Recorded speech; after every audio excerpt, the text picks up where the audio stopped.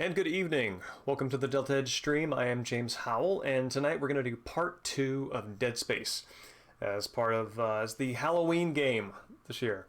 I haven't played Dead Space in quite a while. I played a lot of it when it came out, and it was actually the first game that I got all 100% of achievements or trophies on. I think it's achievements. That's the original Xbox One, right? And yeah, so it's a joy to come back and rediscover. So yeah, we're gonna pick up Isaac's quest through the horrors of the space station, and see what kinds of anomalies he encounters. But yeah, thank you everybody for bearing with the couple days skip on doing this stream. We're still on schedule for Saturday as the next one, but yeah, a couple of things came up that required my evenings, so here we are. Pre-game show here. Evening Margins, good to see you. Really, I don't know anything about the PC port. I would have assumed it would be better since, I mean, it runs very well on the 360. That's the version I'm most familiar with. So I would have, I mean, I'm just used to assuming that anything that runs well on a Microsoft platform also runs well on PC. But yeah, maybe I'm wrong. Maybe it's, I haven't played that one. Haven't been able to watch a whole lot this week in the interim, but have got some reading done. I finished this one. This is by Cookie Hipponia. This is We Belong. Cookie Hipponia Everman is the name to look for. As a matter of fact, just 1 second here. Cookie Everman. I'm going to link you to the Penguin Random House link so you can take a look at it yourself.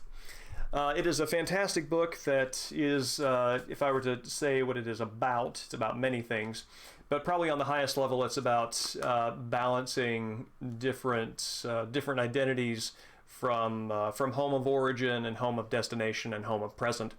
And it does this through looking at the Filipino American experience, immigrating from the Philippines in the 1980s to America, and sort of finding out how those identities turn into one. And it explores this through looking at the narrator's past, at their present with their daughters, and also a mythologized version of their family through Filipino mythology. And it's very lovely. It's expertly woven together. There's a lot of interplay between them, where each of these three segments sort of reflect each other, and it's a beautiful prism that has like a nice rainbow of insight that spills out from it. If you assume the single, clear, translucent light going into the prism being your gaze. But yeah, I highly recommend it. Cookie was the guest on the most recent Deltahead podcast, and she is a fantastic writer, and an excellent speaker. So I recommend you check that out as well. And you know what? Heck, let's just go ahead and drop that here as well. Evening, Dustin. It's good to see you. Interesting. Huh. Margin, that's interesting, and I'm super curious to know how that shakes out. I was going to get the PC version myself, actually, for the stream, but there's just something inside me that just died a little bit at paying $20 for for like a 13-year-old game. I'm like, oh my gosh, I'm not doing this. So I went to a local used game store and picked it up for $11, and that was the balm that eased the cheap dad in my heart. Oh yeah, Michael was fantastic. I'm really glad you checked that out, and I'm glad you enjoyed it. Yeah, Michael brought a fantastic perspective to Gone Home, and I'm very grateful to have not just experienced it myself, but also to have sort of secured that for others so that they can experience that themselves. It's also really, really good to have somebody who is knowledgeable about historical poetry, in particular the Lanier. Lanier? I want to say Lanier. The name of the poet is escaping me specifically, but anyway, her work is great, and he was a fantastic way to engage it. Oh, okay. It's mouse controlled, so that makes a little bit more sense. Probably was designed for controller usage, and maybe just wasn't calibrated right. That's interesting. Other things I read, I received this. This is kind of a nice surprise. This is the Calvert Speller. It is a school child spelling manual, circa 1921. Copyright VM Hillier, copyright Calvert School. And the Calvert Speller is simply a list of words most often used and most often misspelled, arranged in the general order of frequency of use. 300,000 words presented like this. And having gone through it, there doesn't seem to be anything particularly remarkable about this. The number of frequently used and misspelled words from the early... this book is now... Shoot. Wow, hold on. Let's count this out here. This book is now 100 years old. The number of frequently misspelled words seems to be roughly the same now as it was 100 years ago. With the exception of any new words that have entered the vocabulary that see common usage that would not have even had reason to exist back then. Watermelon ranks up here. Hygiene, appendicitis, superintendent. And weirdly, the abbreviation for superintendent, SUPT. That is one I would have gotten wrong many times. And other than that, I was trying to see if I could find a Dead Space poem, a poem that made me think about Dead Space, and I found one that kind of works in a sort of lateral sense. It's by Charles Simish. Charles Simish is one of my favorite poets. This is his 60 poems. You can kind of see there without the glare. And this one is... If you kind of know a little bit about how Dead Space shakes out, Isaac hears voices in the environment, and they're part of a broader plot mechanism that I won't get into too deeply here. But yeah, this kind of made me think of that, especially given the supernatural / religious overtones that those voices seem to have. So this is a good one. It's titled "In the Library." Let me see if I can pull it up in my book directly, because it's much easier to read here. Yeah, there we go. For Octavio. Let's see. There's a book called A Dictionary of Angels. No one had opened it in 50 years, I know, because when I did, the covers creaked, the pages crumbled. There I discovered the angels were once as plentiful as species of flies. The sky at dusk used to be thick with them. You had to wave both arms just to keep them away. Now the sun is shining through the tall windows. The library is a quiet place. Angels and gods huddled in dark, unopened books. The great secret lies on some shelf Miss Jones passes every day on her rounds. She's very tall, so she keeps her head tipped as if listening. The books are whispering. I hear nothing, but she does. And, yeah, that is lovely. The thing that I like the most out of this, that the last line, Miss Jones as a character is very interesting as a librarian, as sort of this archivist of, I mean, the angels and gods are sort of portrayed as undesirables here, right? Compared to species of flies, not merely, I mean, that's bundles of flies, groups of flies are associated with a vision of Satan, right? The Beelzebub image. So angels and flies, these sort of divine angels and gods, these sort of divine beings likened to something essentially satanic, and that have now been cataloged, have been turned into knowledge and stored away. And that changes the atmospheric image from one clouded with buzzing and noise and noxious things representative of disease and decay to something very clear and clean. And that's not entirely necessarily the most positive outcome here, because there's something sort of sterile and clinical about it, and something that is so at peace that there is next to no life in it. In fact, something almost sepulchral about it. And that is the brilliance of Charles Simish, where there is no easy, nice place to land in terms of what you're covering in the poem. That both the past and the present are potentially different shades of undesirable, if that's the way you look at these two elements. And so anyway, that makes me think of Isaac with the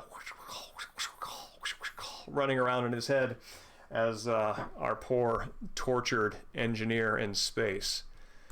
So with his poor tortured story in mind, we can get to it. Let's hop back here. There we go.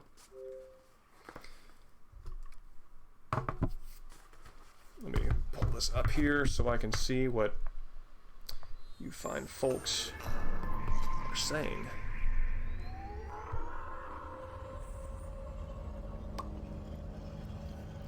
Gotta tell you, I got this iPad back in, I think, 2012? This thing's almost 9 years old. It's still going strong.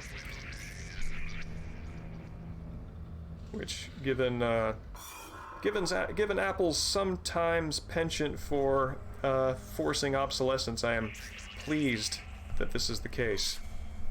Let's see, make sure nobody's screaming in my ear. That's great. Okay, 1 second.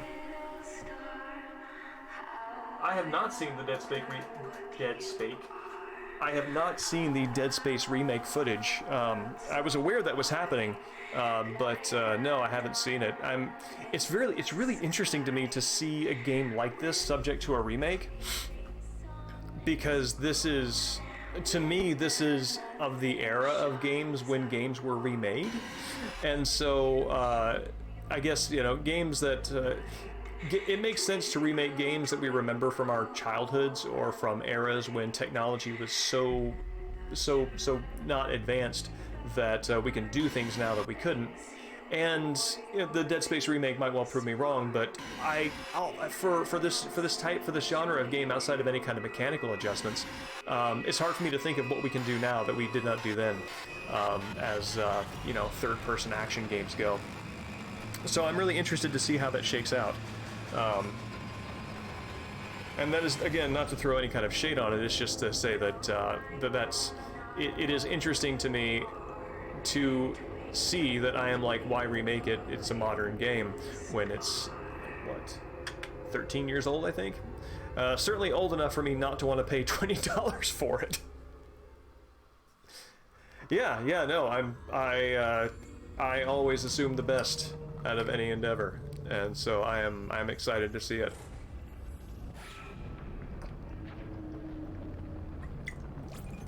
Yeah, 2008. I really hope they keep. I mean, there's just so much about the aesthetic of this game that that is very defining for me. Oh, how loud is this? Is this gonna blow my ears off? Yes, that's gonna blow my ears off. Hold on.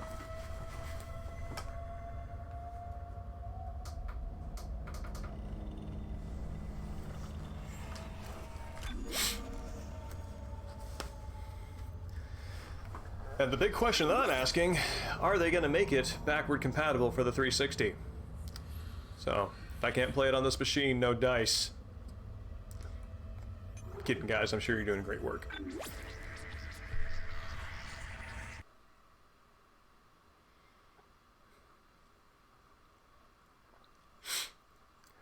I find that there's something very exciting. I mentioned schematics in the last stream. There's something very exciting about traversing a 3D space and then having that represented in a 2D format in such a way that it gives you a new, I don't know, a new perspective on it. There's, it makes it a little more exciting for me, and I like that. You know, as excitement being something that that many people enjoy.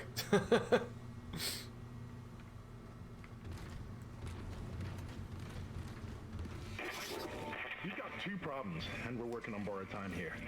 First, there's no fuel in the engines. Second, the gravity centrifuge is offline, which means there's a couple of trillion tons of rock pulling us down. I need you to get that centrifuge operational. Refuel the main engine and fire it up so I can stabilize the ship's orbit. I really like how Isaac's communicator always turns on with like this burst of static. It reminds me of this little Bluetooth speaker I have that, regardless of whatever the volume is set at on my phone, it always starts at like 3/4 volume, so it just startles everybody whenever it connects. And that seems to be the design of Isaac's communicator, and I can think of no situation worse to have simple, innocuous communications be sort of brought online by a it's like a big jump scare sound effect. Oh. I would think that Isaac, as engineer, would have some thoughts on that. I love my Pang. Transparent alloys. You had me at alloys. Well, I don't know if that makes much sense because... What? That's weird. Can I... Is that... It's interesting. It looks like the little credit thing is sort of behind the mesh. It's interesting. No, Isaac is Isaac is not subject to thanks in this game, and I mean, I gotta be honest. If that's the work culture, I can see how the Ishimura turned out this way. One of the hazards of an unsupportive there we go, of an unsupportive work environment is well, you know, cosmic horror.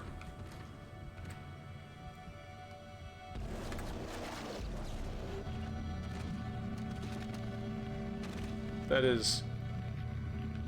I mean, I guess this is rigor mortis in space. Bonk. Bonk. Bonk. I'm so sorry, guy. I guarantee you this is totally routine. Your non-alien converted self will absolutely thank me. I was wondering this earlier today, which is Isaac's Stomp is both iconic and just ridiculously powerful, and I'm wondering how much of that comes from Isaac and how much of that is the suit, because maybe this is just, I mean, maybe Isaac's just got, let's see, how do I, there we go, maybe Isaac is just a, this is what you bring to a mosh pit at a hoedown, right? Stomping out time to the jug. Yeah, Isaac has has the stoicism befitting an unthanked video game lead.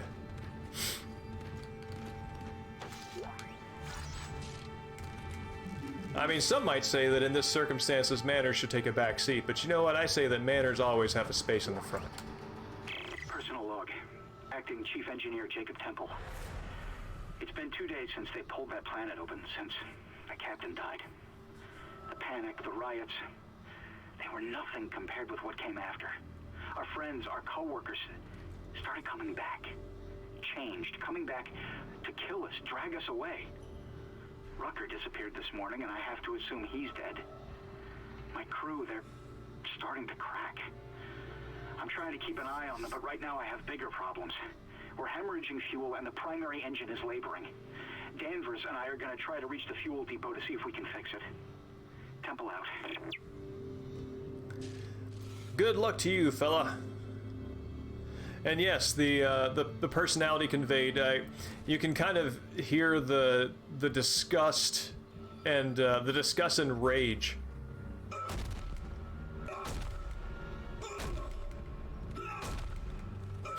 Like emotionally, that is a strong expression of how I feel when I encounter a cockroach, which is especially unfortunate because I am spent much of my upbringing in the southeast, where cockroaches or potato bugs, palmetto bugs. That's it. Potato bugs are a different thing.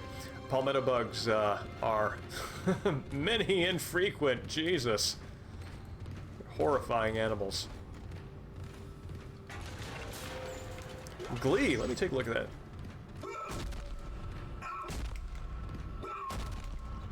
No, you're right. Yeah, he is slamming his full body down on top of whatever's under his boot.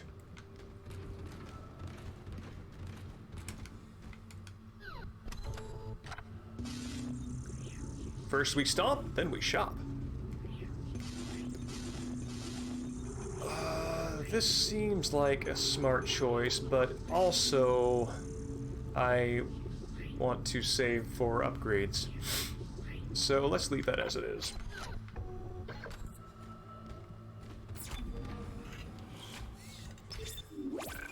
My intention for this game on this stream was to play through it on normal, which interestingly is called medium difficulty in this, and I don't think that is that's a common sort of parlance for a difficulty level. Yeah, to play through it on medium difficulty and then enjoy the challenge on hard. on the stream, but having not really had time to play this during the week, I am... Oh, that's nice. Thank you for rolling off the edge. You go back. Have not really had time to do that.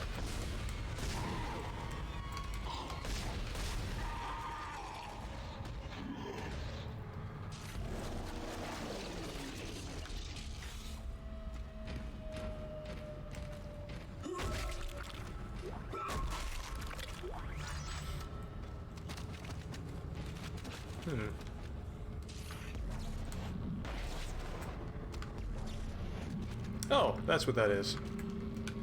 Lovely.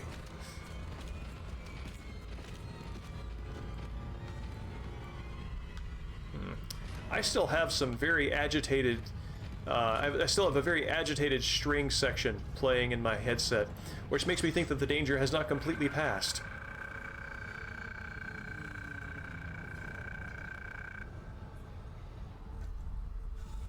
Now, that's really interesting.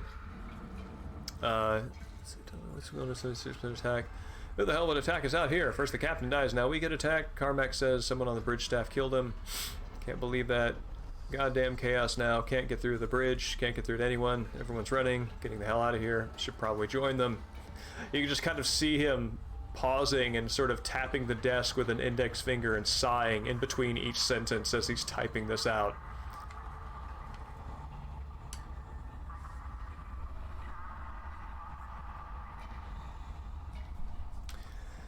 Yeah, you know, I mean, I have paid attention to the making easy an accessibility option discourse, but playing it the way the devs intended discourse is one that I have not been part of, so I'm a little unfamiliar with that one.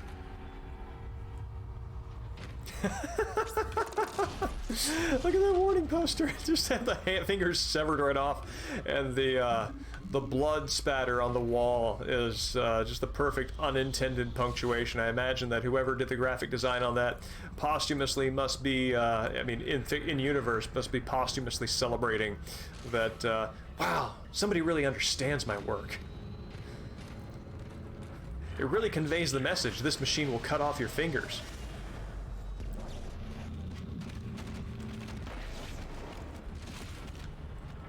Switch to the line gun here. Line gun? There we go.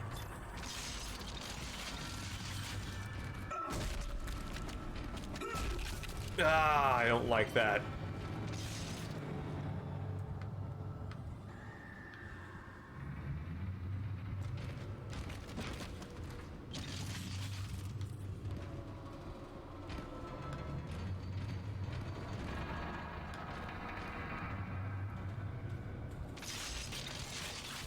Something did the under great skitter.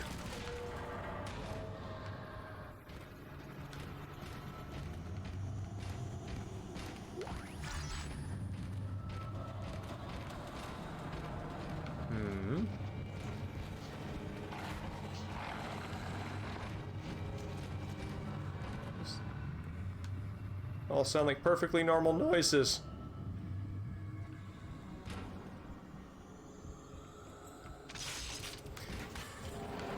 Oh, I see.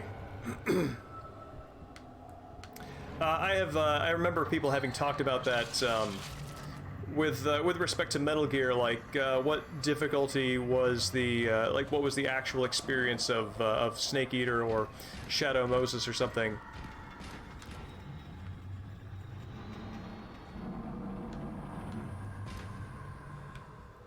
But I guess I had in mind that did I just come through there? Is that where I came in through? I think it was, yep.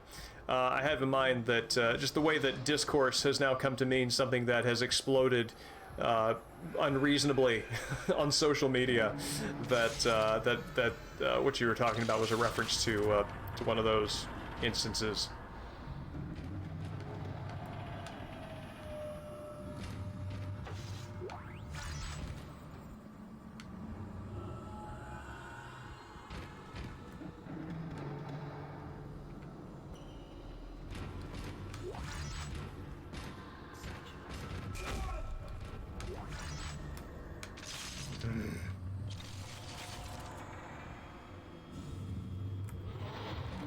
Oh wow. No, I was I must have been doing something else when people were talking about that. The closest I remember to that kind of conversation is that easy mode isn't a legitimate experience, which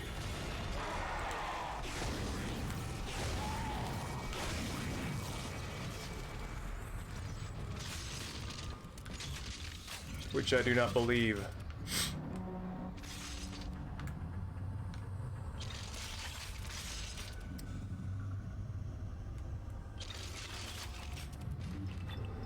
There is, I was watching an archival GDC talk.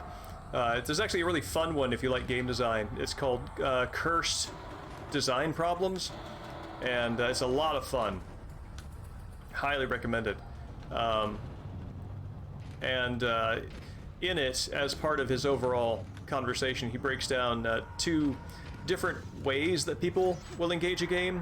One is sort of objective focused, which is completing things, getting things done, doing things the right way, maximizing returns, etc. Kind of your min-maxing scenario. And the other is sort of like a more experiential or emotionally subjective based kind of game experience. And the argument being, and I think this is correct in most instances, that games that offer both, oftentimes the enticement is that players will have the subjective, cool, personalized experience, but then if the more that you add sort of like objective measures for success,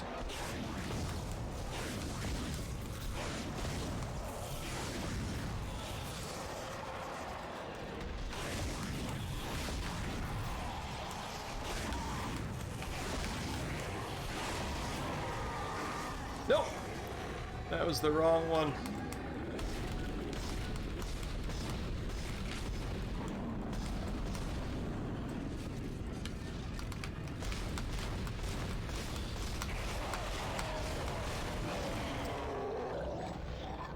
As soon as you add objective measures of success in there, people's experience begins favoring behaviors that will improve their odds of succeeding objectively.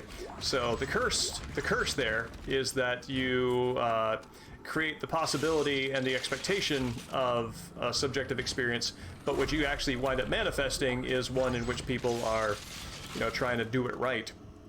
And anyway, the reason that comes to mind is the difficulty. The difficulty question seems to fall on the sort of like objective side of that equation, and I value both.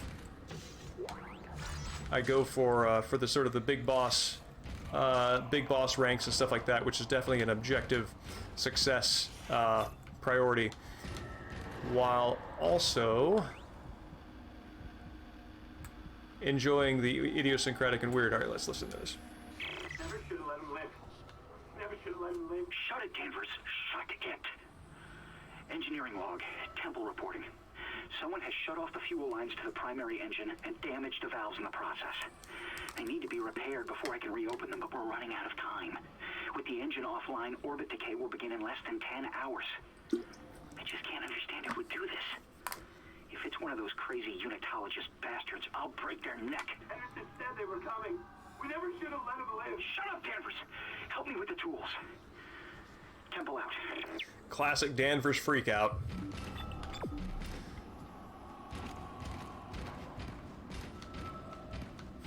I mean, I assume just that shut it Danvers was a little too well rehearsed. So you have a feeling that Danvers might have heard that a lot. God bless him, he's only trying to freak out in peace. Frankly, what any of us would do.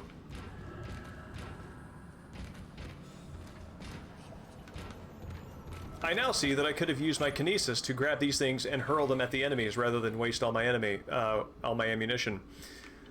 Oh well. That is for another day. Yeah, it's a solid talk. It's really good.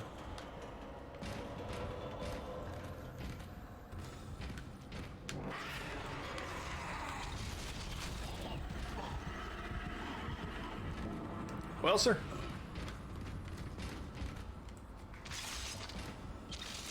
When you say skitter, I am inclined to believe you. But I'm going to need you to back up those words with some action.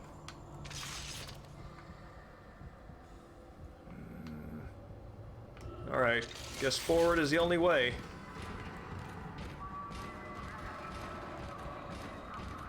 Probably should have shot him as soon as I saw him. A common sentiment on the space station, it seems.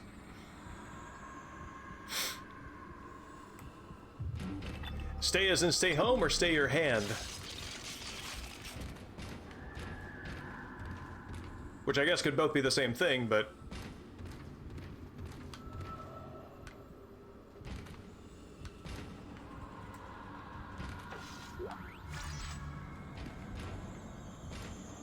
Alright.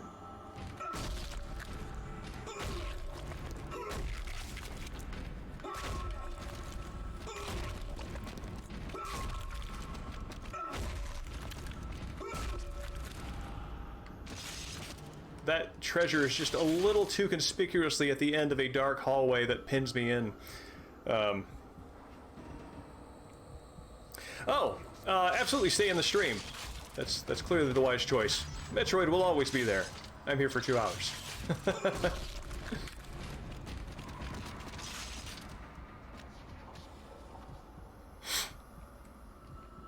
I am excited about the new Metroid also. And Dustin, that's not a bad idea. What is your favorite Metroid out of them? Huh. I was expecting the payoff from seeing that guy skitter into the ducts to happen a little sooner, but maybe it's just tension building.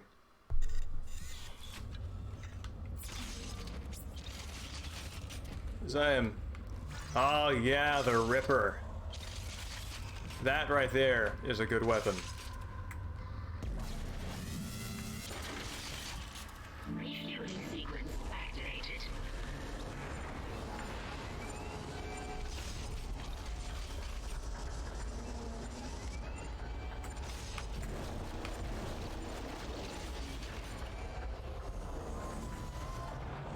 Do I leave or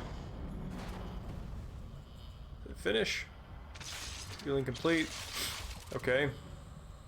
So now that I'm at the end of a one-way trek, I am absolutely getting massively jumped on my way back. I really liked Prime as well. I played a lot of that. I think I 100%ed it back some time ago. It would have been 2002, 2003, I think. Some time ago indeed. How careful do I want to be? Ah, God!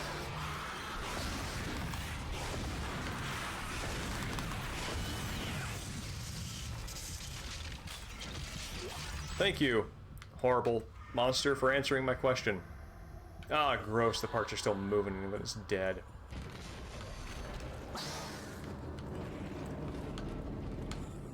Going someplace where I can see everything.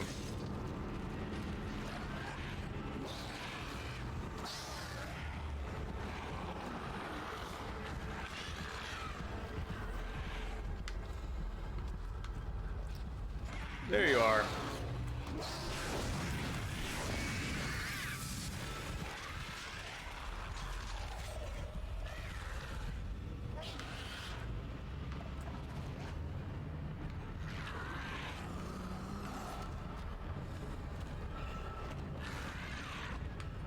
Huh.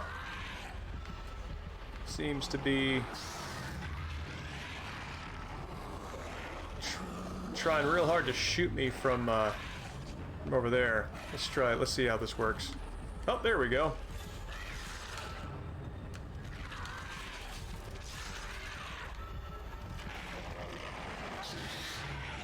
Huh.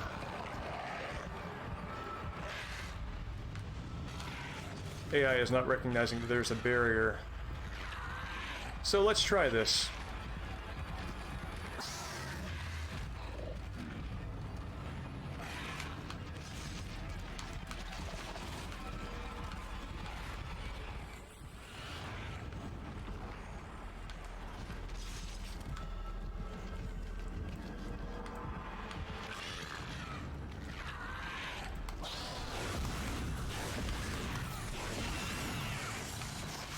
Whew.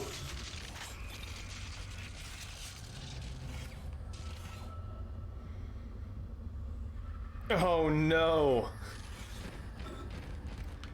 The completionist in me really hates it when I can lock myself out of 100%ing something, because oftentimes the completionist itch comes in after I have completed a certain portion of the game.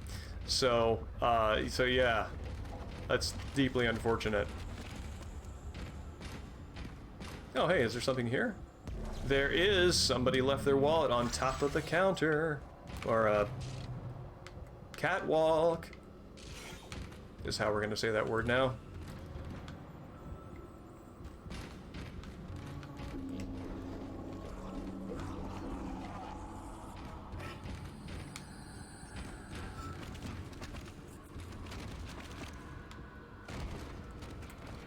You know what?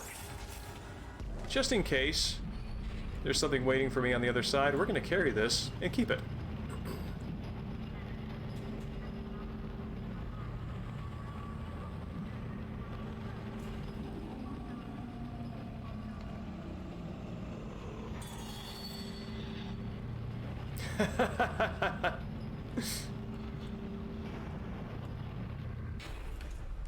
What? Where'd it go?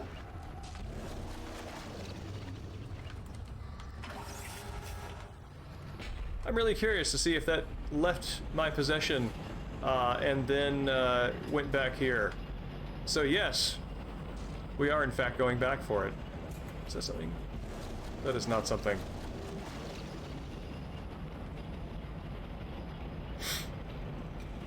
I enjoyed Fusion a lot.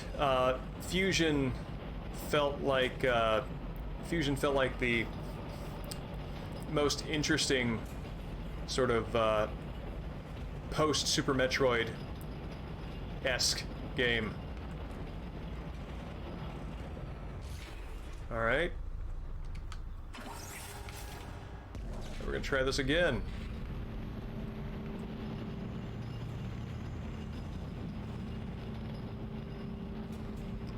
Oh my god, that is... Oh, what? Look at that, it's just hanging out there in the air. What are you doing, my friend?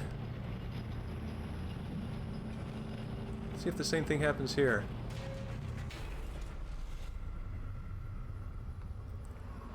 How much you want to bet if I go back, which I'm gonna do, we see those things sort of pop into the... Look at that! What the heck?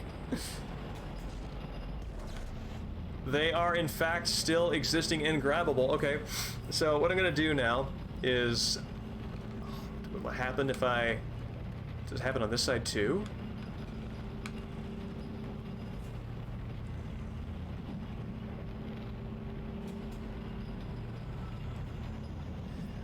But yes, that kind of massive list along with an ASCII art custom title at the top is one of the most GameFAQs things. No, it just seems to be this one side.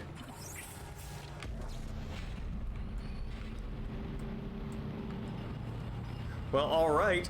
Now I'm asking myself, does it disappear when I'm away proximity in the elevator, or does it reappear if I can just like walk kind of like over here, for example? I'm just gonna test this out and see if I can take one of these fellas with me. These are really dangerous things in my hand because I very often will launch them too soon and will wind up exploding myself.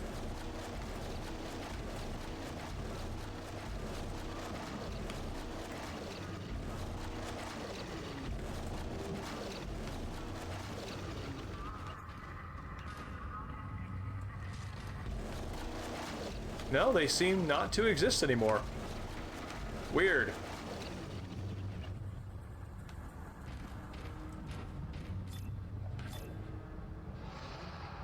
I have great affection for game facts, and that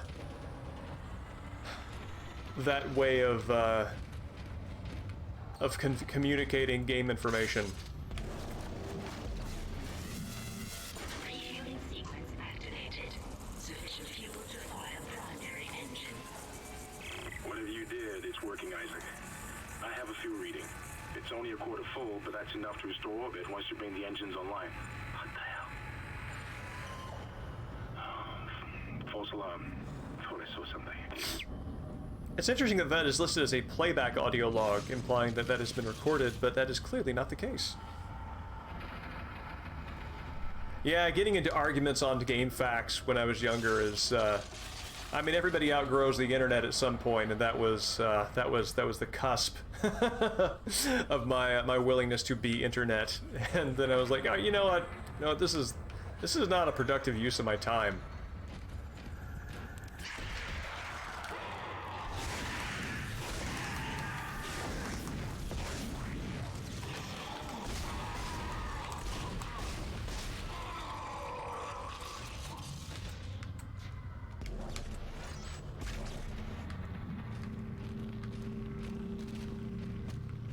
I dare you to come at me. I'll moiterize you.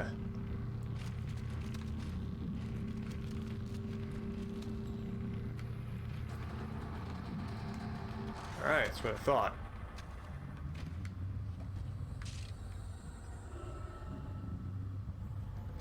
Evening, Margin. Thanks for coming out, and thanks for chatting. I hope you have a great night, and I hope you enjoy Metroid Dread when you pick it up.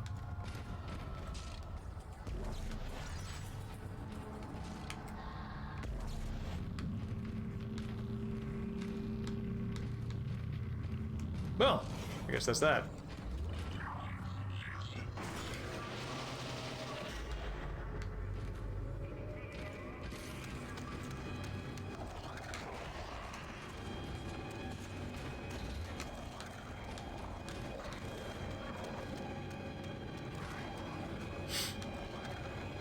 Aha!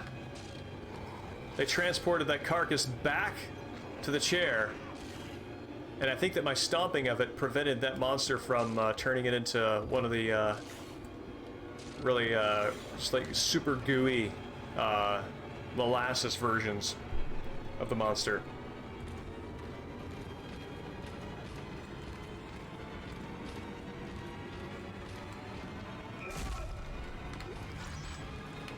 What does my ammo look like here? Looks like I'm no longer oversaturated with line gun ammo, and in fact just universally low on ammo. I am looking forward to getting that Ripper.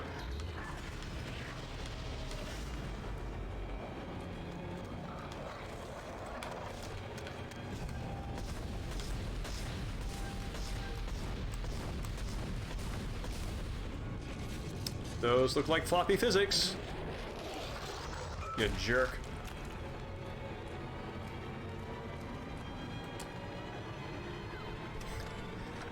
As the string section goes nuts, Isaac goes shopping.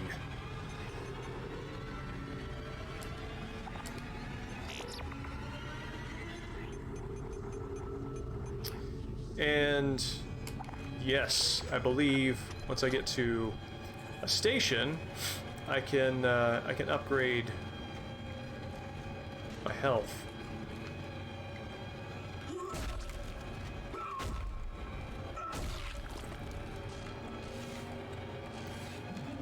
Yeah, it's silly. I managed to turn that experience into something beneficial by deciding that I wanted to articulate my point of view so strongly that instead of arguing with somebody else, I'll argue with myself and write an essay. and that did me a lot of good.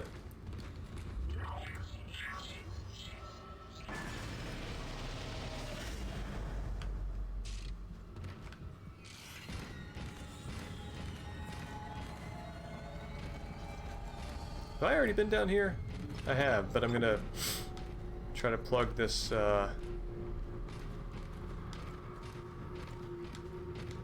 plug this power node into something.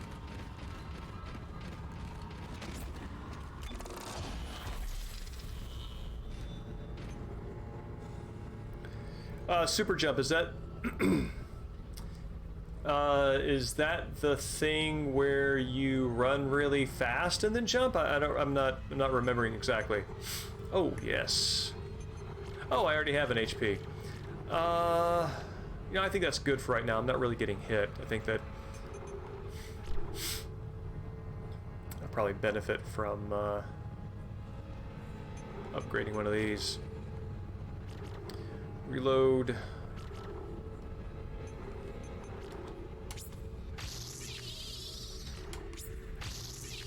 Alright, so this feels good.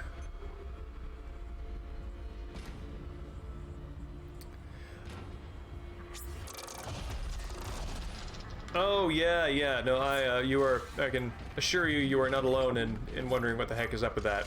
Because I, myself, often was confused by that same mechanic. Wall jump is something I never, excuse me, was something that I never really feel like I got the hang of. I think you need to use it in very few moments before you get the, what is it, the Varia suit that allows you to sort of just keep just, like, somersaulting infinitely.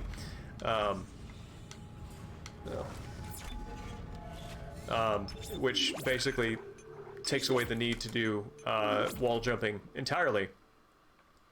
But yeah, that is not something that is in my reflex memory.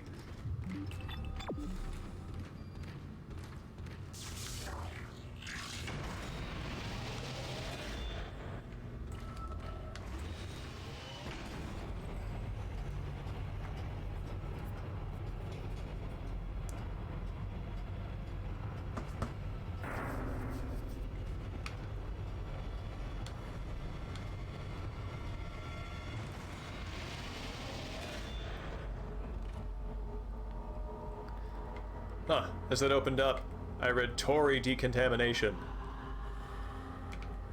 which I imagine would be topical and clever if I had enough skin in that game to make a joke.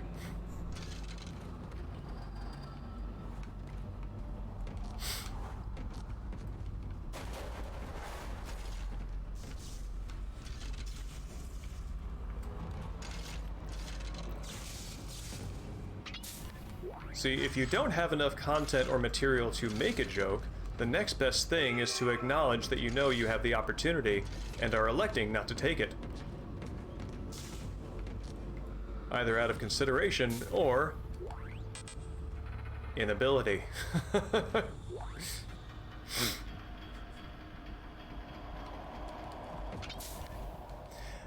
This is Temple. Now the centrifuge is offline. We've got 4 trillion tons of rock hanging off our ass, and without that centrifuge to balance the ship, the gravity tethers will pull us straight down to the colony. I'm heading in there now to see if I can fix it. You know, this is part of the psychology of inventory management and the desire to hold everything for security. I have not gotten hit enough to justify using any of my health items, and yet I am very upset that I cannot load on more.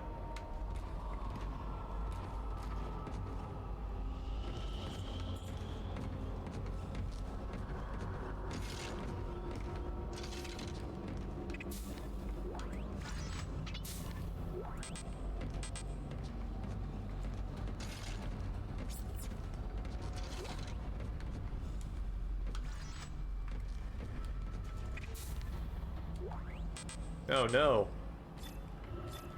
Well, that is a real problem. Because I need that. Alright, so let's just do a... What is this? Oh, that's stasis pack. Okay. Gonna do something smart here. Just this once. Yeah, the basic quality of life improvements that they've made to the Super Metroid, I say Super Metroid style of Metroid game, they're all like that, but Super Metroid improve the coherence of the map and player knowing where to go and what the heck to do. And then after that, it was just a matter of refining the controls on that formula. There we go.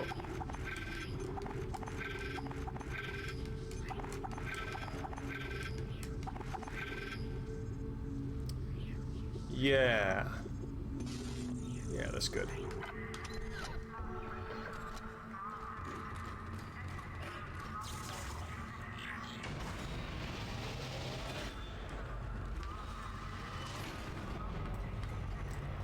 On a different note, it is considerably cooler here, which means that it's time to take the portable AC units out of the windows, and that means it is comfy indoor sock season. Which is a signal that we are in the golden period of the year, meaning the end, where we have Halloween, Thanksgiving, and Christmas all one right after each other. It's like the year's reward for making it through everything else.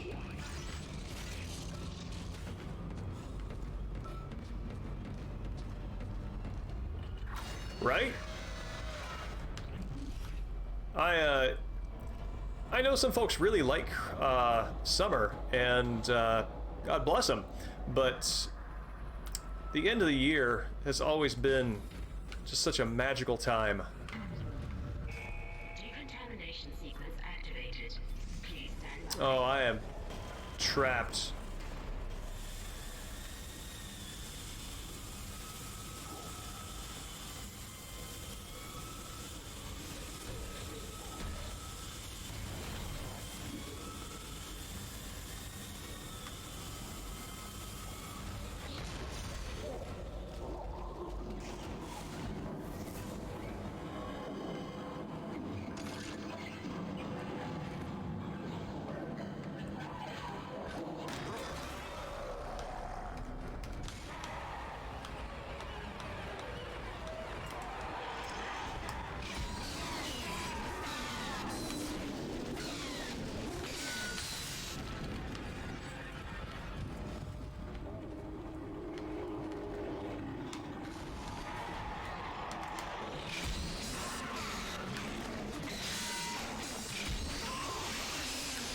That's the dead space I love.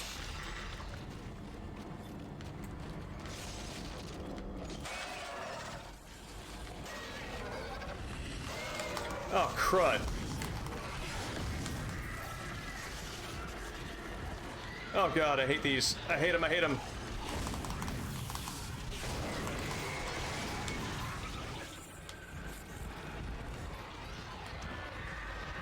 There he is.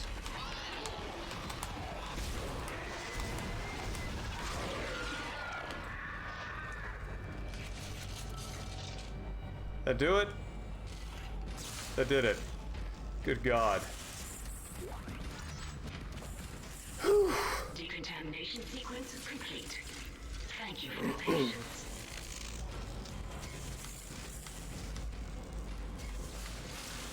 I'm also not much of a summer clothes person. T-shirts are fine. That's a nice staple. But scarves and pea coats and the like, that's more my jam, and makes me very happy when that is the norm, because you not only look a little strange in summer wearing such things, but you also put yourself in the position of being severely dehydrated.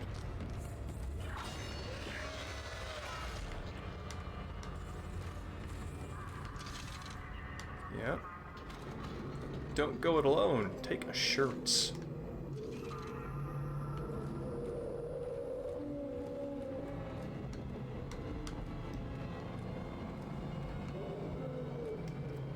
Very curious to know what the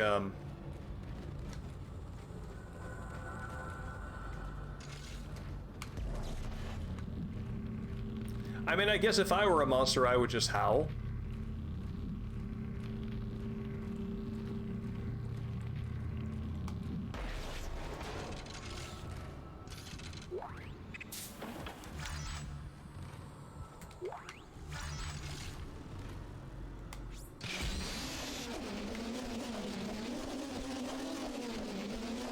Gross.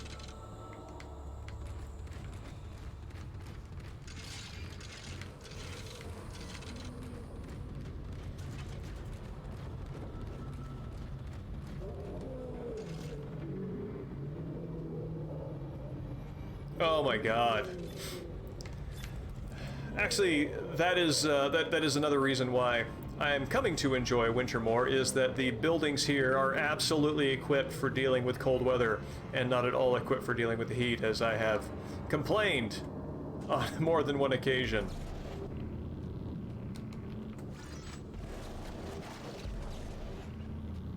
And will continue to complain about as as time goes forward.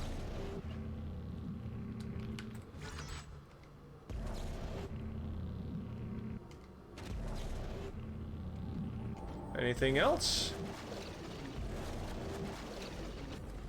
No?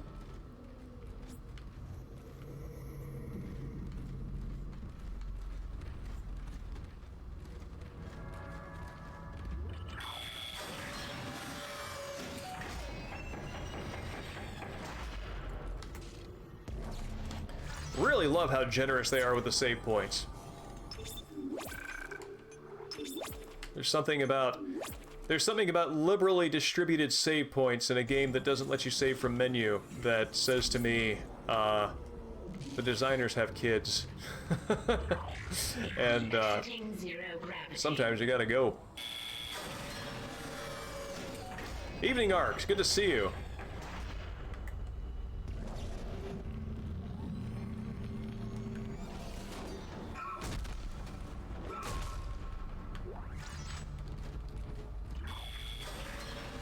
Have we caught you on your way to work, or, what the heck? Entering zero gravity. Of course. Oh god!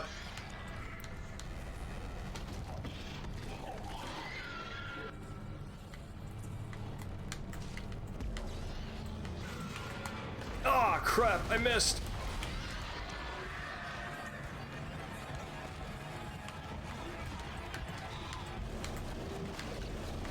Get it! Get it! Get it! Get it!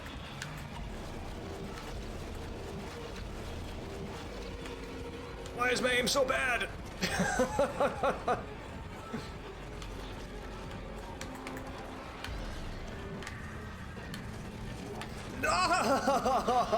Oh man!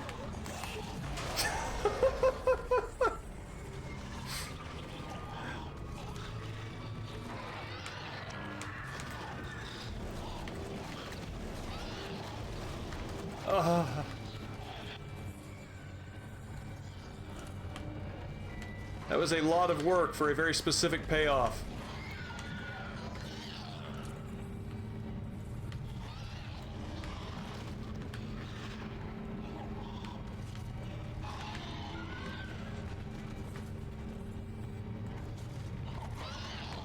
Hear it? Is it all the time down here? Or is it gonna come up here to join me?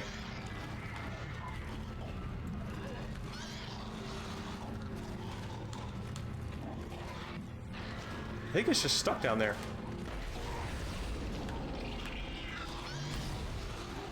Yeah.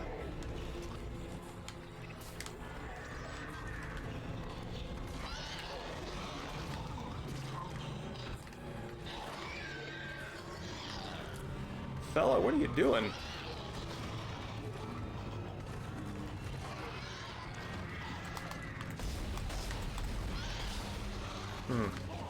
Maybe I have to go down there. Oh, there you are.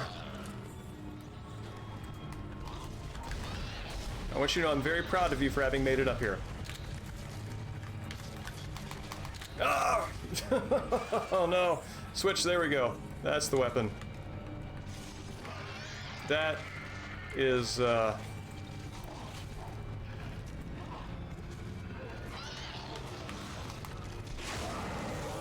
cool. I think it embarrassed both the monster and me how long that took. Well, I'm glad we're able to catch you before you headed off. I am hoping that that we can start at a more reasonable time on Saturday. And I'm feeling pretty good that we're able to get two streams in a week. Regular stream times, well, that's a bonus. Oh, I need to use stasis? Is there a stasis refuel here? Oh, right, I can, no, that's not helpful. I thought I was able to zip places. There we go, with anti-gravity. So, I hope I can refuel my stasis somewhere. There we go. Or is that oxygen? That's oxygen.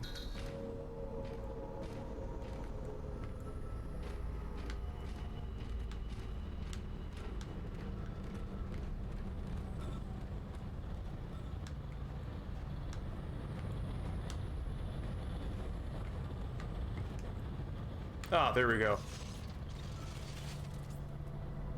Oh, nope, that's where I came in. Never mind. There we go.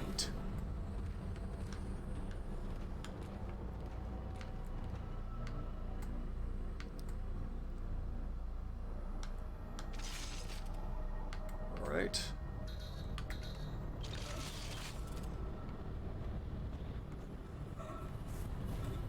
There we are.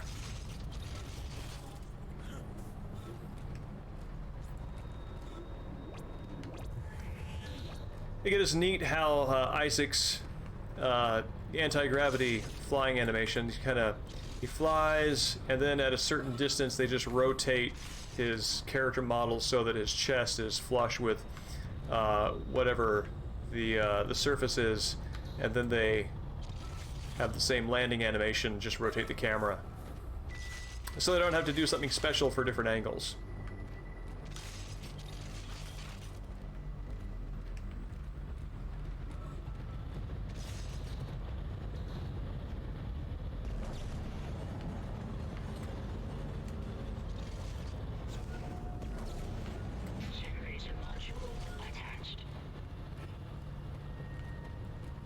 Is that gonna prompt an ambush?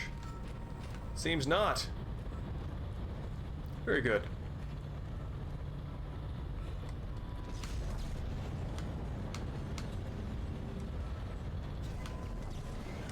Generator module attached. Centrifuge power restored.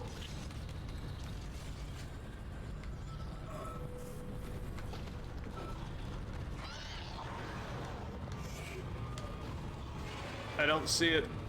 Where is it?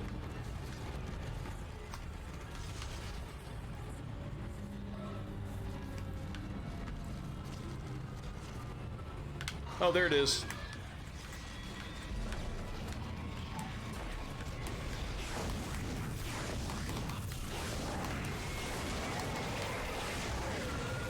Oh, okay. That explosion did do some good.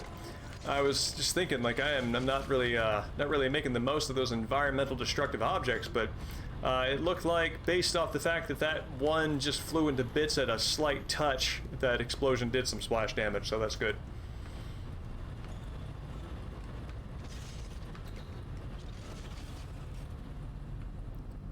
Now, let's refill that stasis.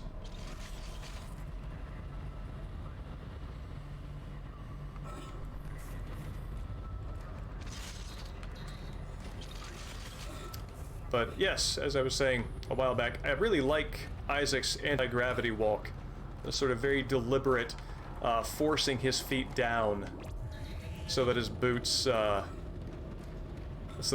make contact with the surface. I think that's really cool. Centrifuge activated. Reestablishing balance with planetary cargo. Gravity restored. Entering vacuum. Oh shoot, vacuum. Maybe I should have kept some of those air canisters.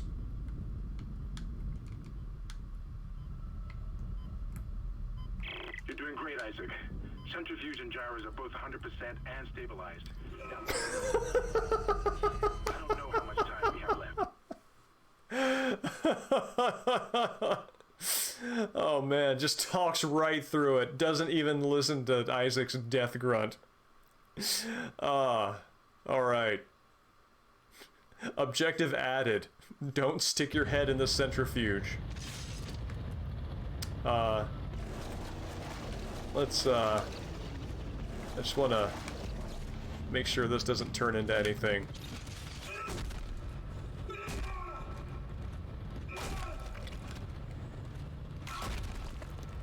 I mean, it's amazing. The one thing Isaac can absolutely do is stomp with equivalent force and anti-gravity. And one does wonder, does stomp as a verb mean anything without gravity? And Isaac's answer is, you betcha. Why are you even asking? Gravity restored. Entering vacuum.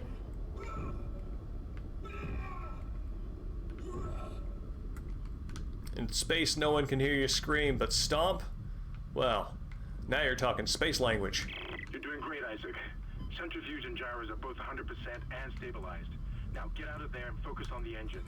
I don't know Oh, how much time that's we the have wrong way. left. That's the wrong way. That's the wrong way.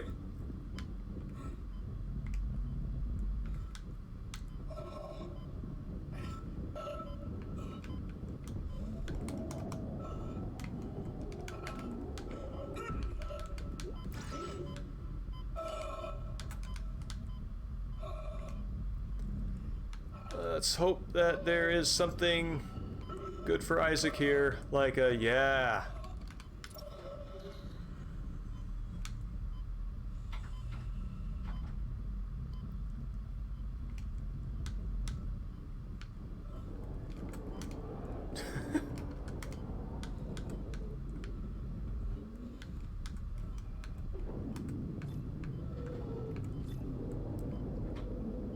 They're gonna bonk it? Nope.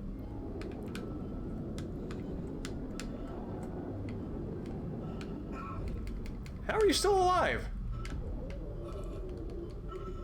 Please stop that. I'm going to re-up my oxygen.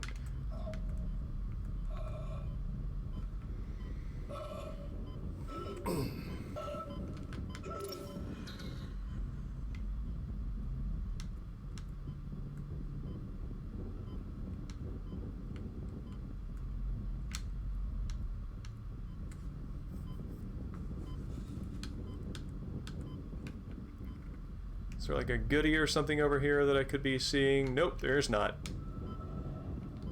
Only goodie in this area is survival.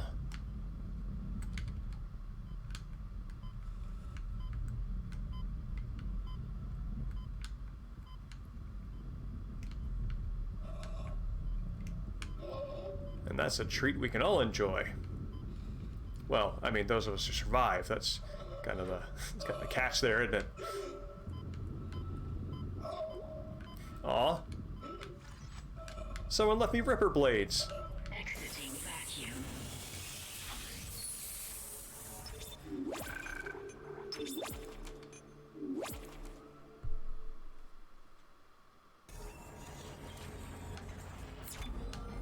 Hold on 1 second.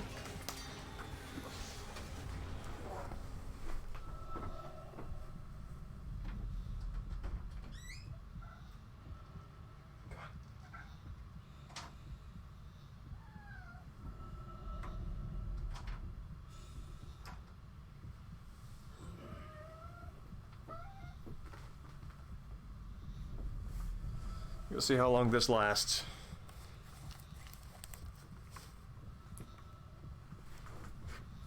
Answer is probably not very long. Oh, that's neat.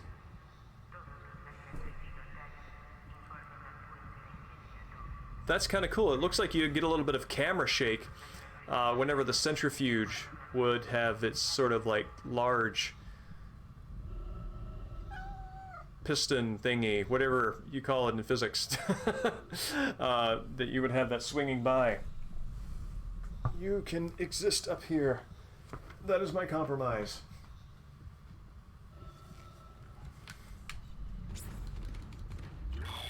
Because compromise is the language of cats.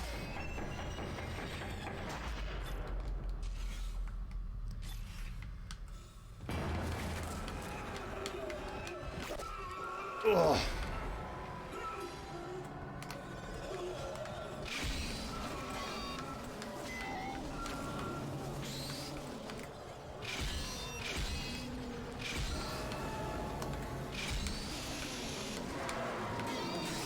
Oh, man. Oh, this is not working out well for Isaac.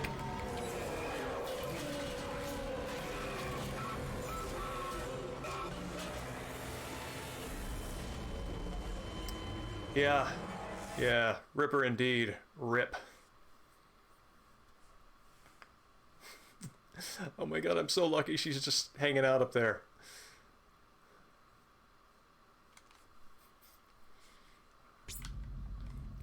I feel at once relieved and honored. So, I've got like nothing except these Ripper blades to make it through this. So, let's see how well this goes. Oh, why thank you very much.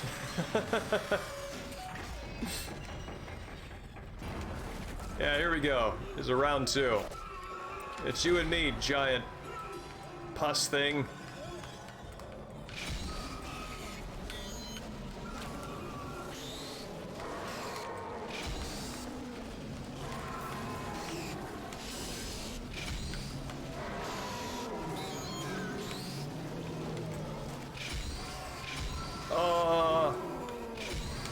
Whew.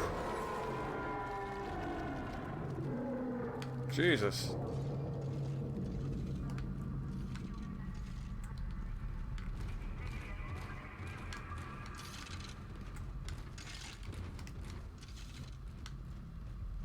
All right. So that surprisingly did. Oh, that took about seven blades. Okay, that's fine. Oh, good God.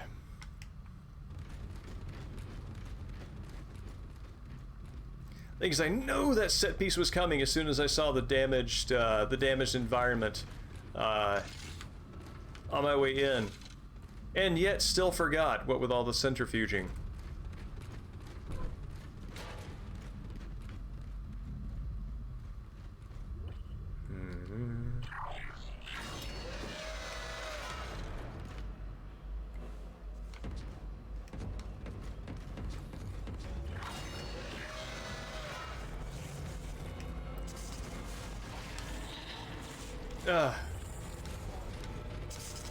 Oh, I hate this area.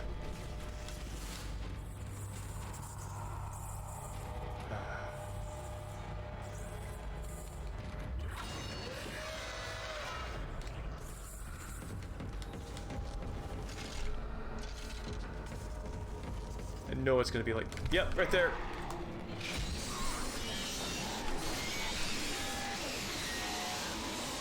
I love you, Ripper.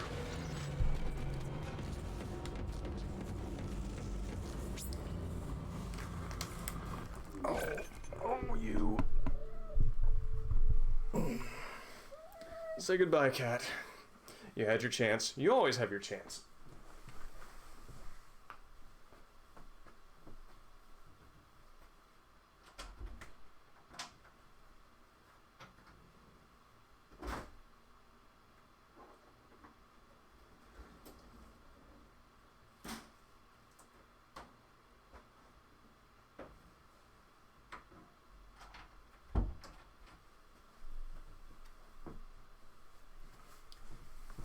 There we go. Course correction on the fly.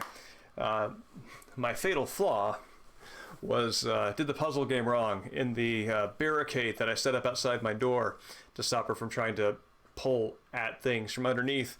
I managed to put the object that enables her to get to the doorknob near the doorknob. Hence tap, tap, tap forever.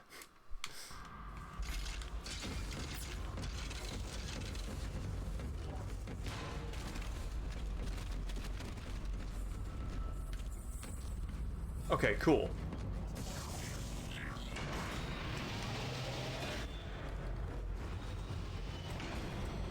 Isaac, can you hear me? Again with that comm link. They attacked me, I ran for it, and Hammond just... He just disappeared. Kendra?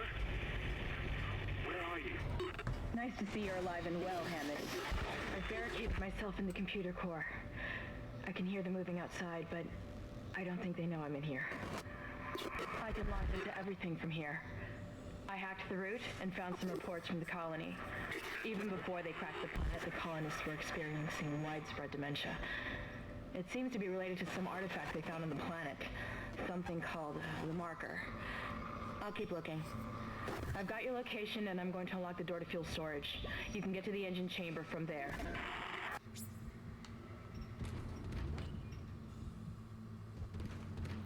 To, I don't remember if it was Dustin's or Margin's point, but to their point, if I were Isaac, I would like a thank you sometime around about now.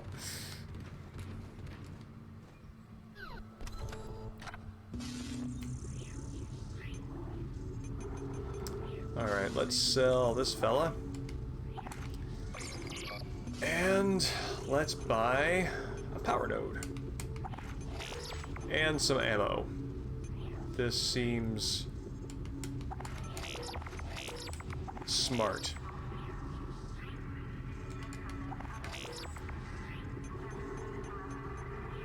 New item? What is the new item? Huh. Oh well.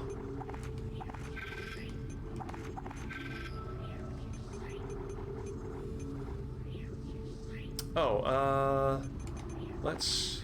I don't have a gun for that, so that's fine.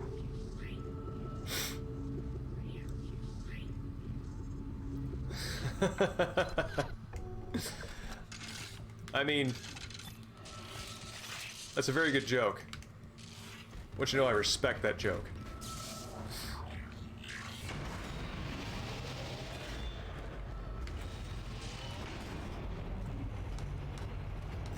That said, I think that, I don't know. I don't know if doorknobs are necessarily the obstacle to these creatures that they are to the cat. Although, I mean, the thing about the whole problem-solving thing with the cat, right, is that the cat sees what the humans do and then mimics that because they know that there's something about whatever this little round thing is that enables a person to get from one side to the other.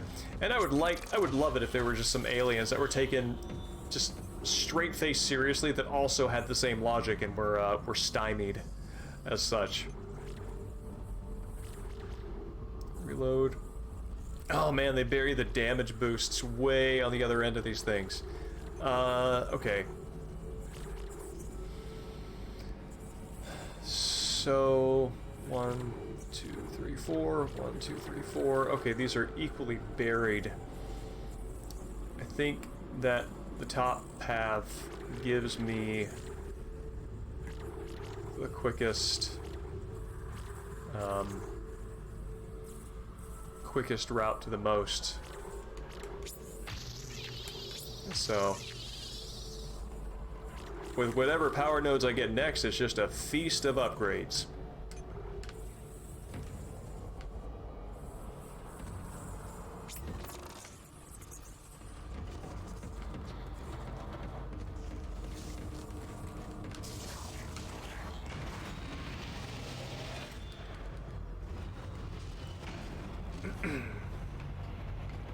This little thing here, this looks kind of like the Millennium Falcon from above.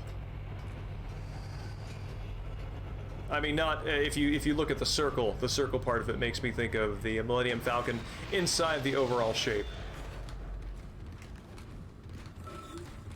Okay, now with what we have accomplished done, let's record this.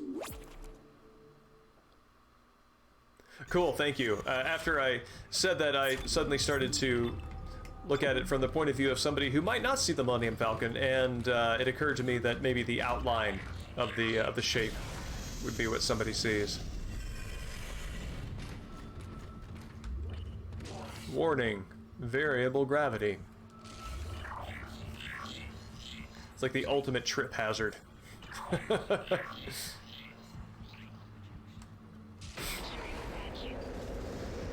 Which is interesting, by definition, because,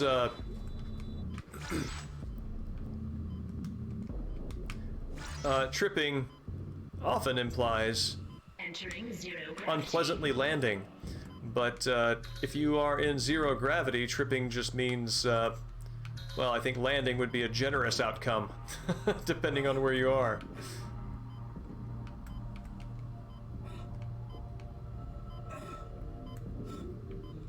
Oh god! I did not see that there.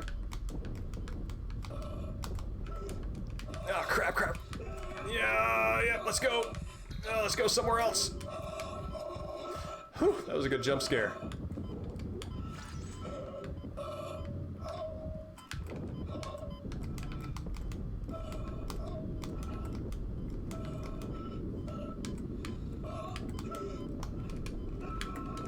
Let's go and access the inventory and get that medium air can. Whew.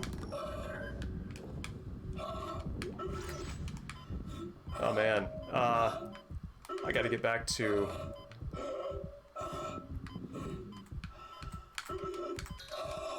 Can I land there? Let's go! Exiting zero gravity.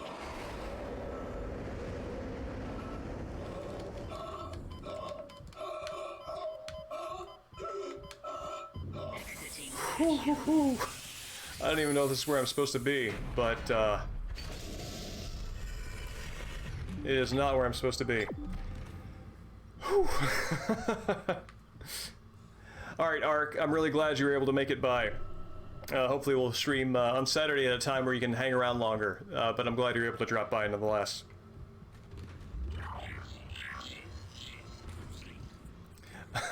Did manage to avoid drowning.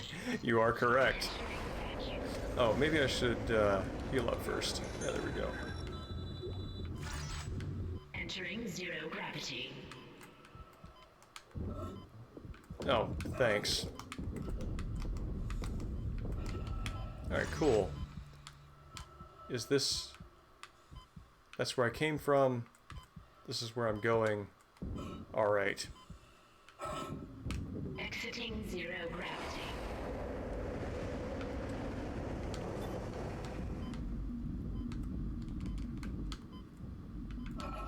I guess technically I didn't even need to fight those things.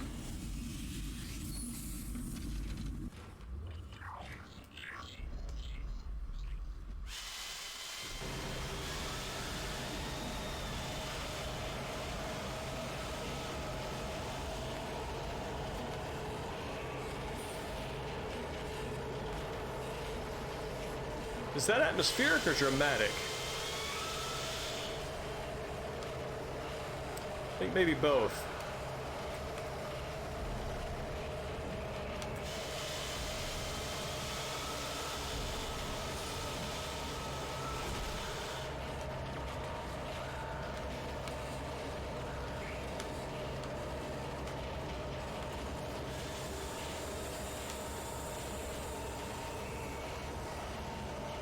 Oh, gross.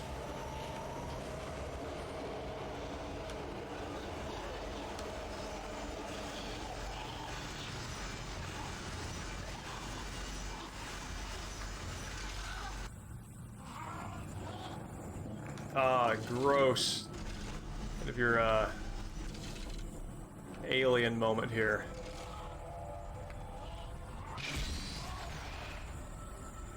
Let's kind of help that guy out.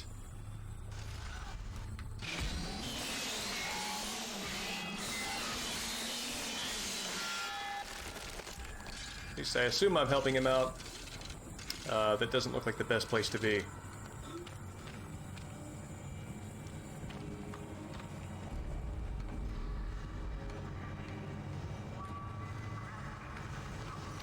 Also noticing Isaac's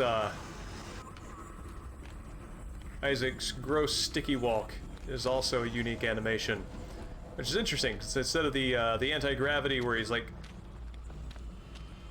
really shoving his foot down, I don't know, I would think that he would be picking it up, but he also seems to be kind of pushing it down a little bit as well. Alright. Still, what is in here?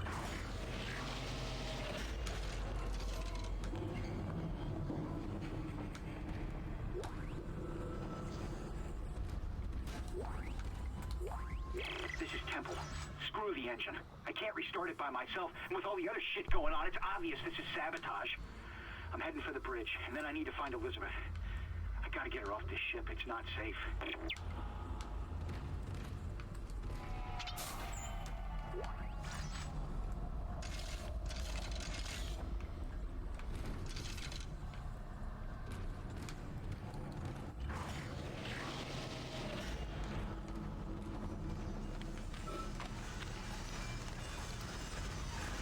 See what is in here.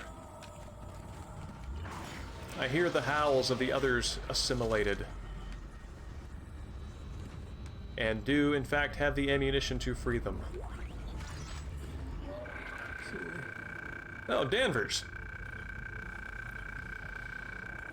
Organic growth and engineering update. The unidentified growth seen in other parts of the ship has now reached engineering. I don't know what the hell this stuff is. Looks like someone threw up their guts all over the walls, but it's spreading faster than we can cut it up, which is pretty disgusting in itself. It's already inside the engine spoke, and if we can't find a way to stop it soon, it'll hit the main chamber by the day after tomorrow. Hope the docs are looking into it, because it's way beyond me.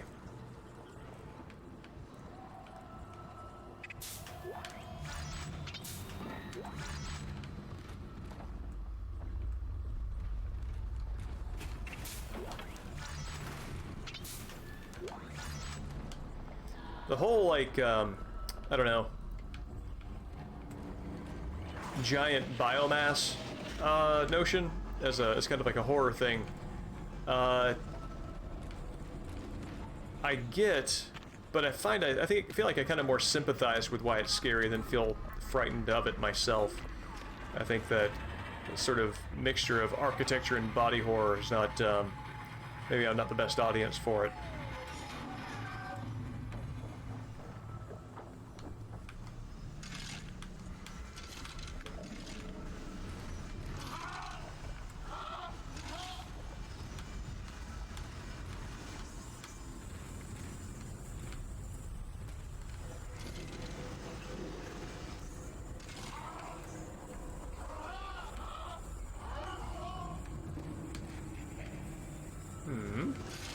Anybody up here with me? It's probably on the ground floor. Let's heal up. I absolutely feel that something is going to attack me, and I don't see anything else of value, so I'll leave that as it is.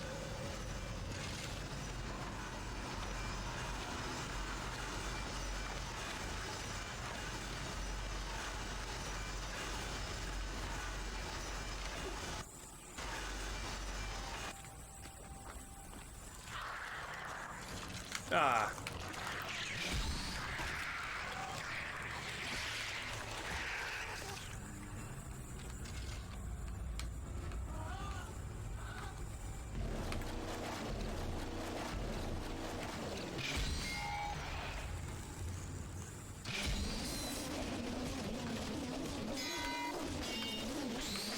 All right. Now that that's taken care of,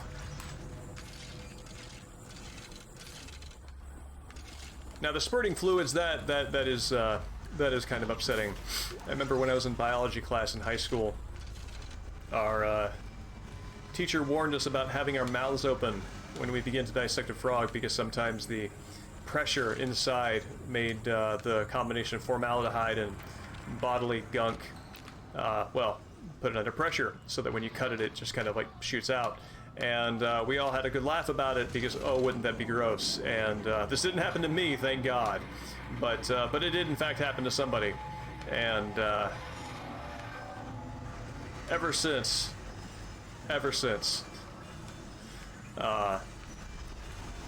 anytime there is the possibility of something gross and projectile involved in an activity, never talk.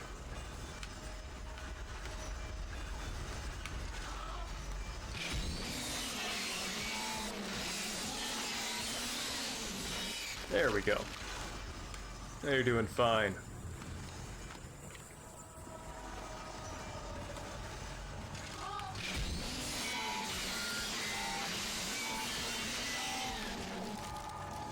You're doing even better.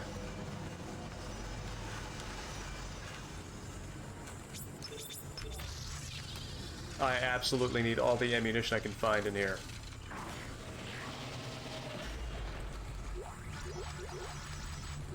All right.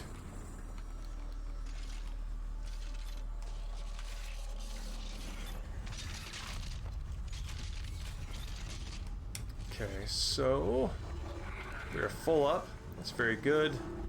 Got schematics, air can.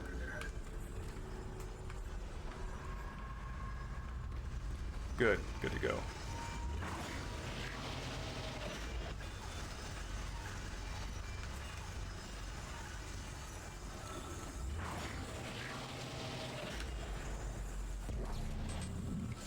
Let's dispense with this.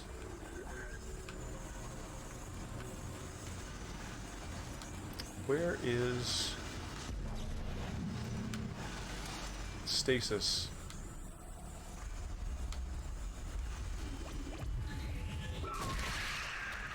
Ah, gross.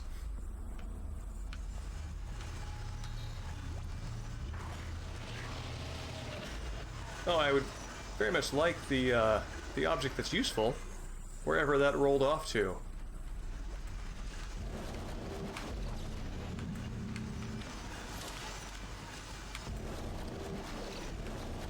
Anything?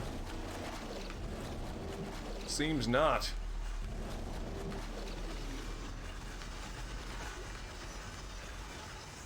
That's a shame.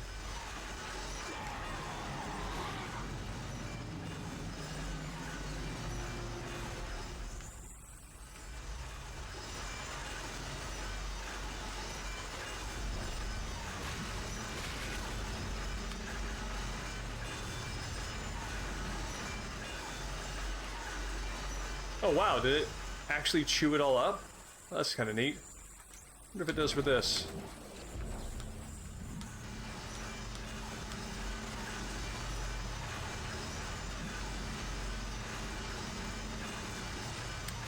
Nah, seems nothing.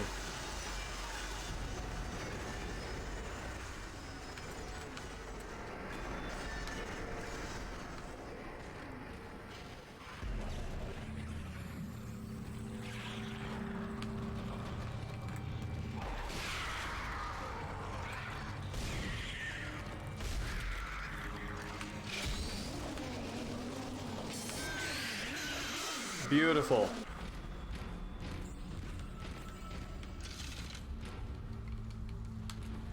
No prize? Is that my prize? No, that's just an arm.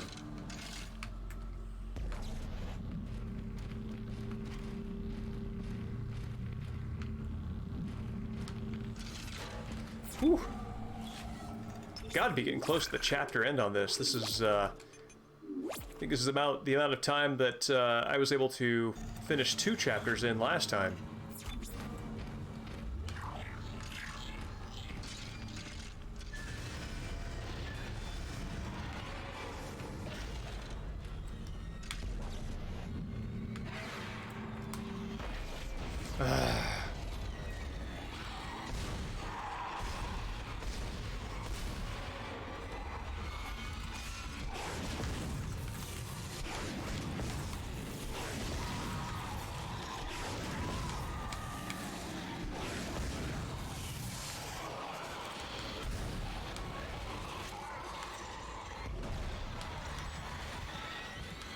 Oh, is he trying to ambush me from behind? I think he is. Oh, crap.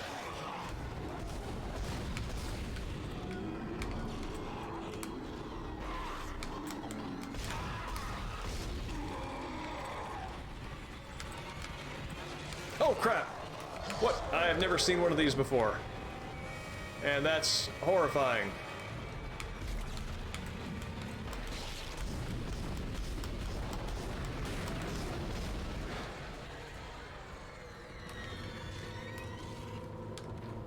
Man, in the middle of a big, like, pit fight is a fantastic time to introduce a new enemy. No dramatic cutscene reveal or anything, just like, oh, by the way, you have to fight this now.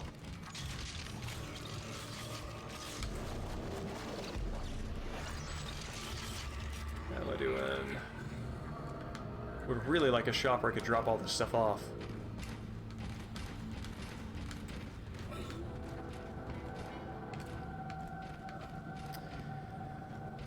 From what I'm seeing in the level design, I think I was intended to make a little more use of the playground elements here than I did. Maybe there's another wave coming, and I have another opportunity yet.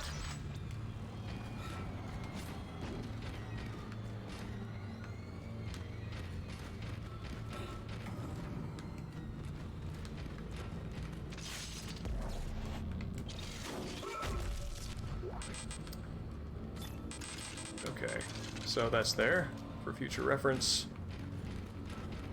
Anything I can drop? No, that's good.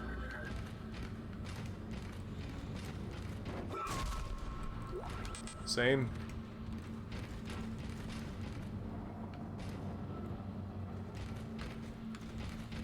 Okay, so those are my options on the platform.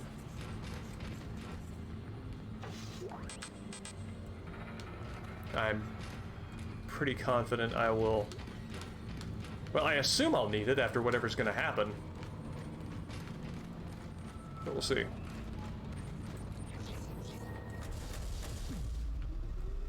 Ignition sequence initiated. Please stand by. There we go.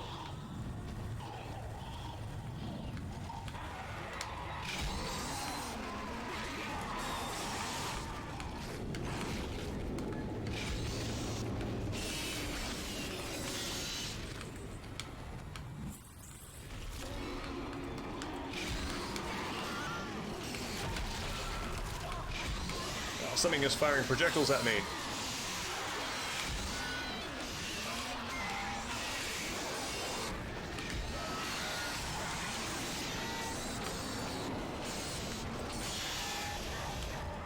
Oh!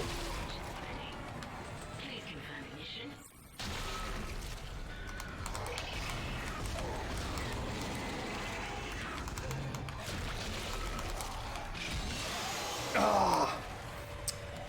I should have gotten distance and taken time to heal up.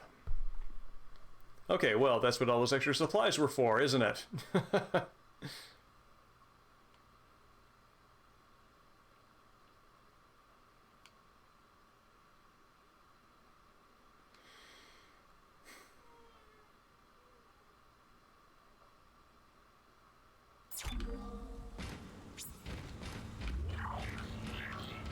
Maybe this will be a good thing to drop off in this room for future reference.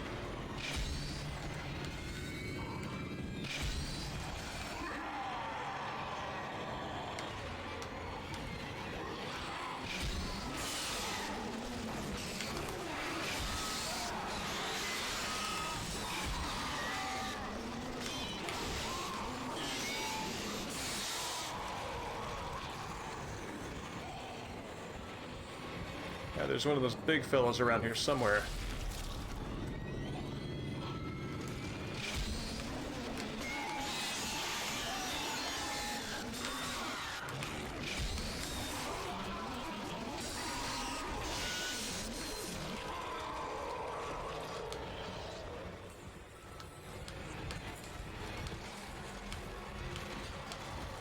Oh, whoa, there he is.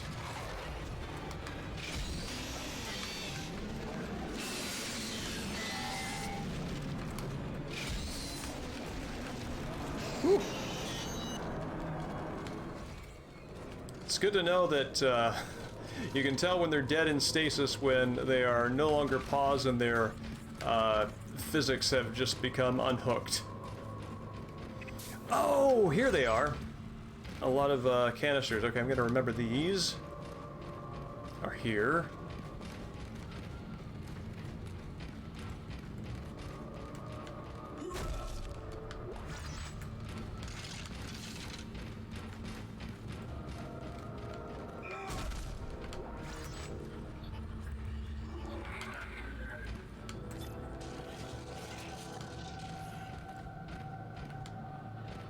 And let's just set ourselves up for success and not wait for these things, not wait for Isaac to have to get over here, but Let's just line them up.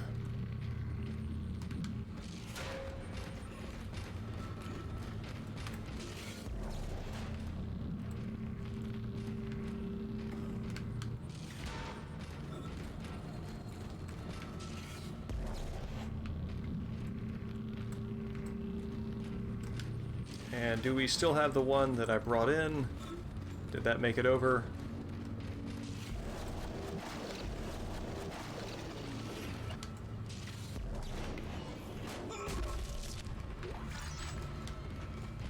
Make it over here. Is it just inside the door?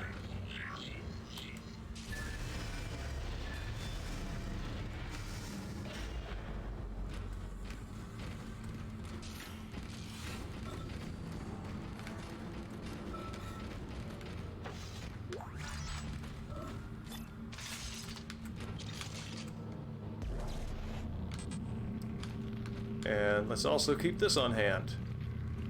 So, now I feel we are well prepared. I agree, Dustin, which is, again, one of the reasons why I was surprised to find out that there was a remake in the works. It holds up very well design-wise, too. It's still feels like a really good combination of...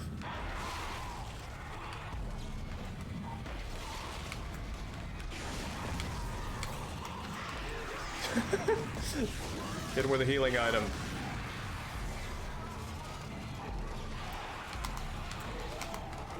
Oh God!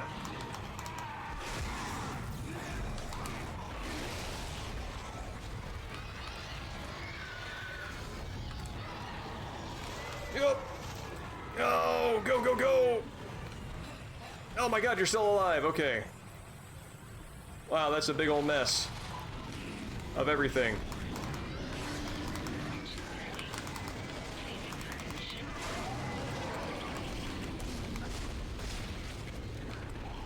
Whew.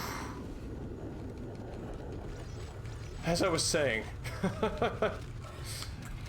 it still remains a great combination of Gears of War and Resident Evil 4.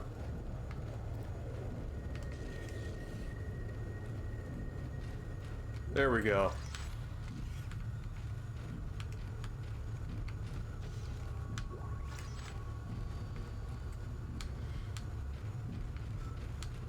Do I need to interact with this again? Engines firing. Am I getting attacked again? What's my deal?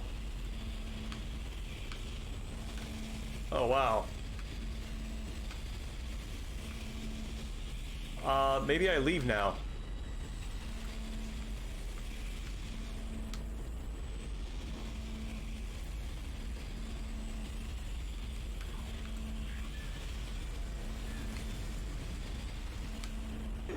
It's working.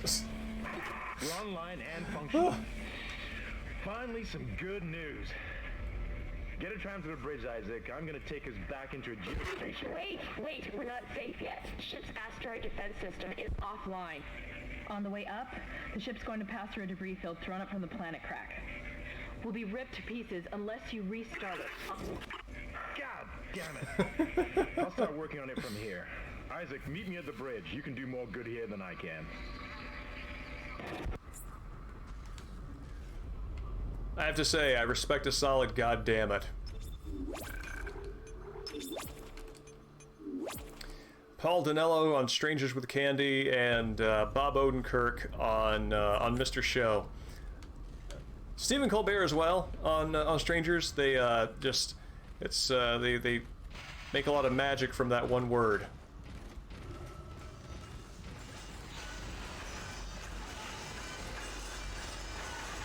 Oh, gotta go back through all the gross again. Or do I? No, wait, what? I'm really glad that I didn't do that.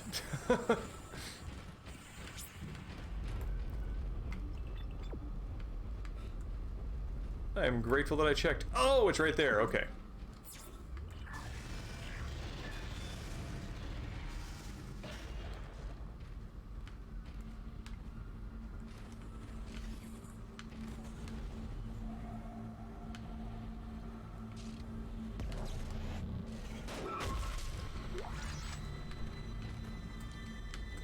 as I'm playing this game and thinking about it in light of, in the context of a Halloween game, I find myself realizing that it feels, I mean, it's partly a Halloween game because it's horror, but I also feel like Halloween is a more sort of like supernaturally geared scary time rather than,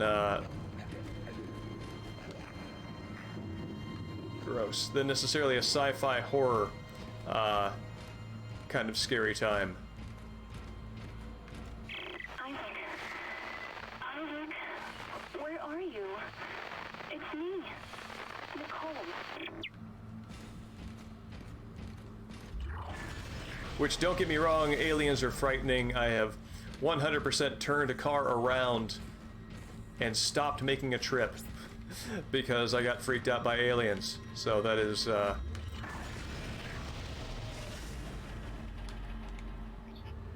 cowardice is on the menu when it comes to alien greys. But Halloween doesn't 100% feel like Halloween. Alright, let's buy a... Oh. Well, I hear something gross to the right. It is very politely letting me shop. Ah, never mind. It's not. That was a good full body jump.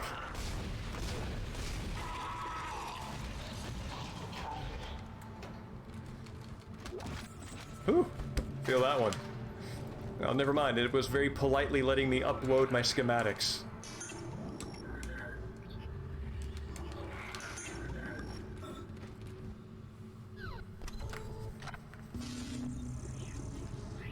All right.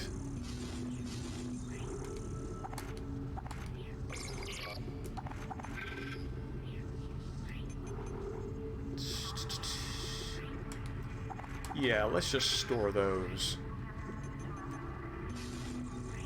And grab these. Oh wow, only 4 ripper blades for excuse me. Per pop? That's almost seems not worth it.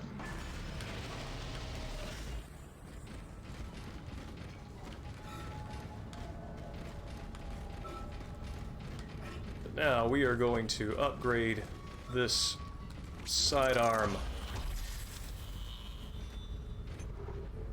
and upgrade it good.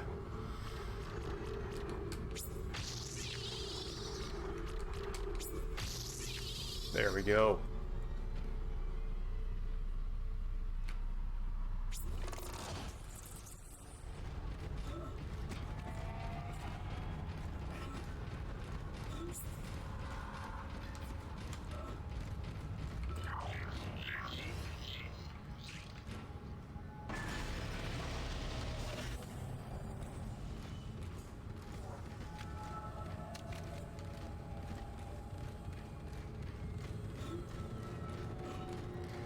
Whew.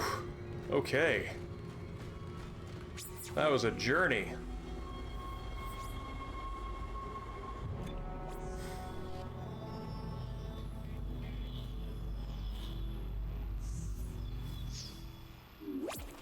You bet.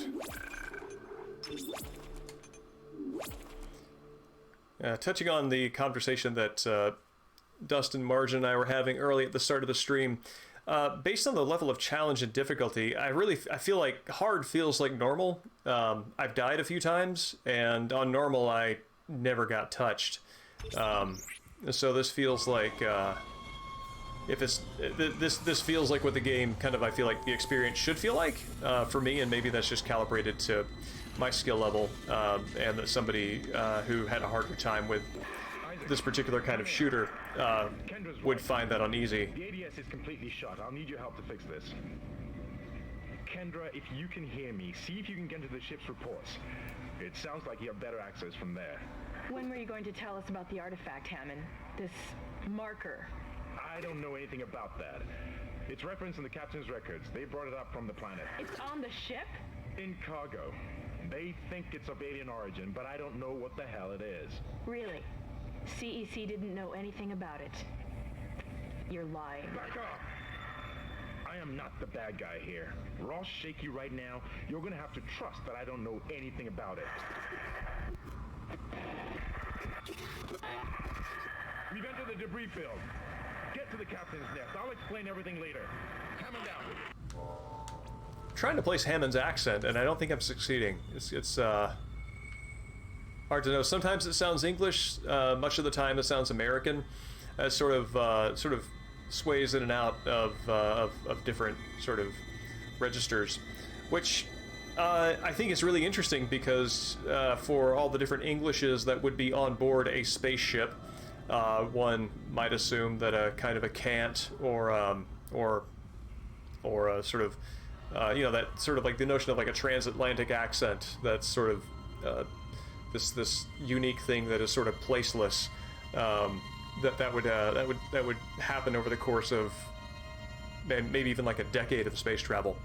But yeah, that's a good time to call it for the night. Thank you everybody for watching. We're gonna start with chapter 4 of Dead Space on Saturday night. So Dustin, it's great to see you, and Margin and Ark, if you hop on and catch this, thanks so much for coming by, and I hope you all have a great night.